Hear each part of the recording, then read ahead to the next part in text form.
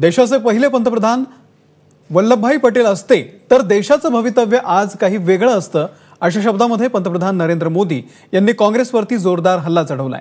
भाजपच्या 2 दिवसीय अधिवेशनाच्या समारोपाच्या वेळी पंतप्रधान मोदी यांनी विकास, काँग्रेस आणि समविचारी पक्षांची महाआघाडी, शेतकरी, राफेल, आर्थिक दुर्बल घटकांना दिलेलं आरक्षण आदी मुद्द्यांवरती भाष्य केलंय। आधीच्या सरकारनं शेतकऱ्यांकडे फक्त मतपेटी म्हणून पाहिलं। आम्ही या अन्नदात्याला ऊर्जा देण्याचं, त्यांना सशक्त बनवण्याचं काम करतो, असं मोदी म्हणालेले आहेत। राफेलचं नाव न घेता चौकीदार एकाही चोराला सोडणार नाही, मग तो चोर देशात असो की विदेशात, असा इशारा देखील त्यांनी काँग्रेस नेत्यांना दिलाय। तसंच काँग्रेस आणि महाआघाडीवरती हल्ला चढवताना काँग्रेस विरोध करत जन्मलेले आज त्यांच्या समोर शरणागती पत्करत असल्याची टीका त्यांनी केलेली आहे। विरोधकांना देशामध्ये मजबूत नको तर मजबूर सरकार हवा आहे, असा टोला देखील त्यांनी महाआघाडीच्या बाबत लगावला।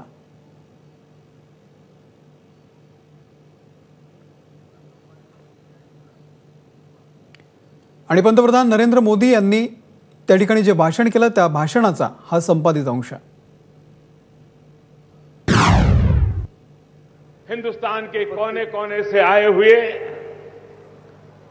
आप सभी प्रतिनिधि बंधु, प्रिय कार्यकर्ता भाई और बहनों, आज मेरा मन कुछ जरा ज्यादा बोलने के लिए करता है।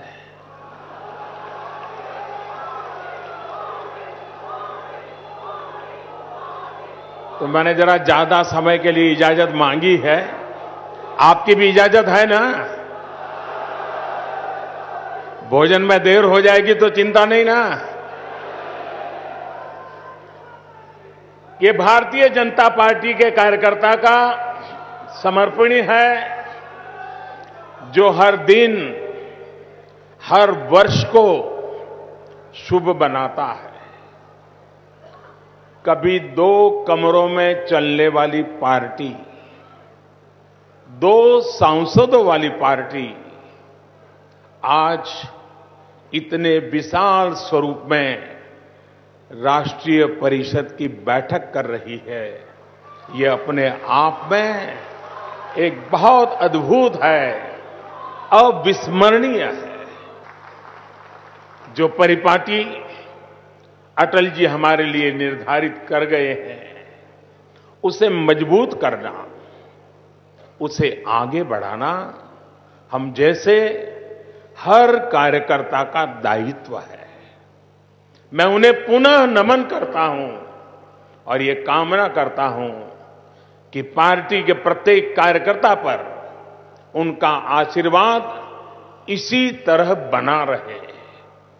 बीते वर्ष भारतीय जनता पार्टी के जिन कार्यकर्ताओं ने अपना सर्वोच्च त्याग दिया, विरोधियों द्वारा की गई राजनीतिक हिंसा की वजह से जिन्हें जान गंवानी पड़ी, उनके परिवारों के प्रति भी मैं अपनी संवेदना व्यक्त करता हूं।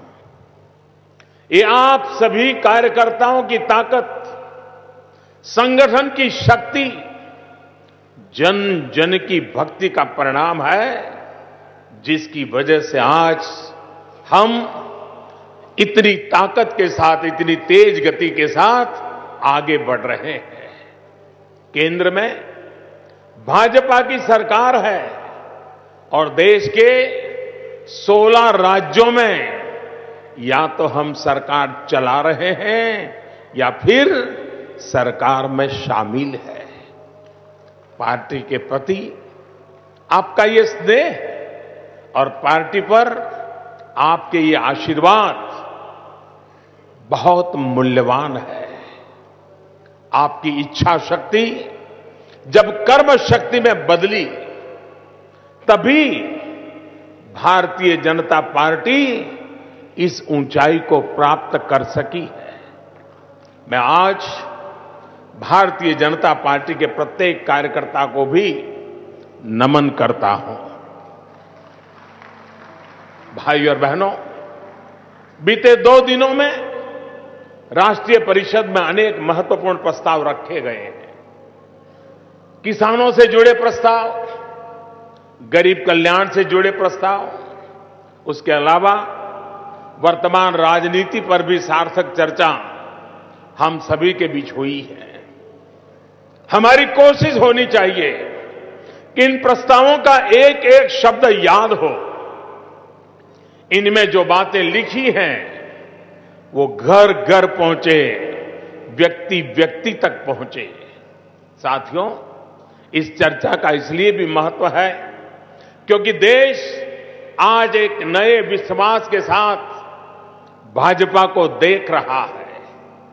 बीते 4-4.5 वर्षों में भाजपा के नेतृत्व में जिस तरह केंद्र सरकार चली है, जिस तरह हम राज्यों में अपनी सरकारें चला रहे हैं, उसने जनमानस में यह स्थापित कर दिया है कि देश को अगर नई ऊंचाई पर कोई राजनीतिक दल ले जा सकता है तो वो सिर्फ और सिर्फ भारतीय जनता पार्टी है।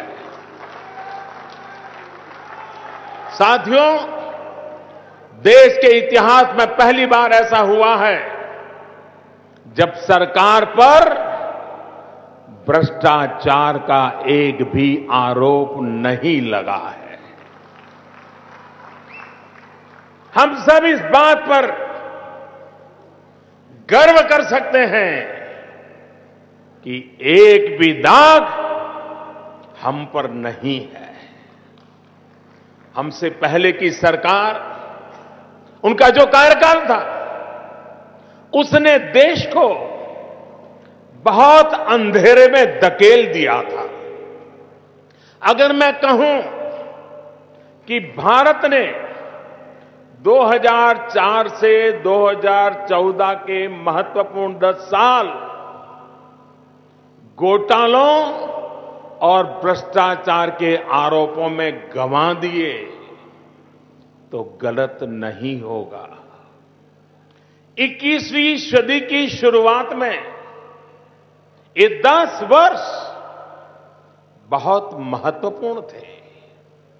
जैसे मैं कहता हूं कि स्वतंत्रता के बाद अगर सरदार वल्लभ भाई पटेल देश के पहले प्रधानमंत्री बनते तो देश की तस्वीर कुछ और होती।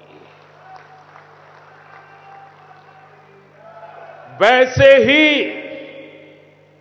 आज ये भी कहना चाहता हूं कि 2000 के चुनावों के बाद अगर अटल जी प्रधानमंत्री बने रहते तो आज भारत कहीं और होता। वर्ष 2000 के बाद से भारतीय जनता पार्टी के नेतृत्व में हमने देश को उस अंधेरे से, उस बेचैनी से, उस घबराहट से बाहर निकालने का काम किया है। देश में और देश के लोगों में जो आत्मविश्वास खो गया था, उसे वापस लाने का काम हमारी सरकार ने किया है। अब देश ईमानदारी की ओर चल पड़ा है। इतने सारे लोगों का स्वेच्छा से गैस सब्सिडी छोड़ना, रेलवे रिजर्वेशन के दौरान रियायतें छोड़ देना, बड़ी संख्या में उद्यमियों का जीएसटी से जुड़ते चले जाना, आयकर देने वालों की संख्या में अभूतपूर्व वृद्धि होना, ये इसलिए हो रहा है क्योंकि देश का जनमानस अब स्वयं को राष्ट्र निर्माण का भागीदार बनाने के लिए पूरी ऊर्जा के साथ आगे आ रहा है। उसे विश्वास है कि वो जो टैक्स देता है उसकी पाई पाई का सही इस्तेमाल इस सरकार द्वारा किया जा रहा है।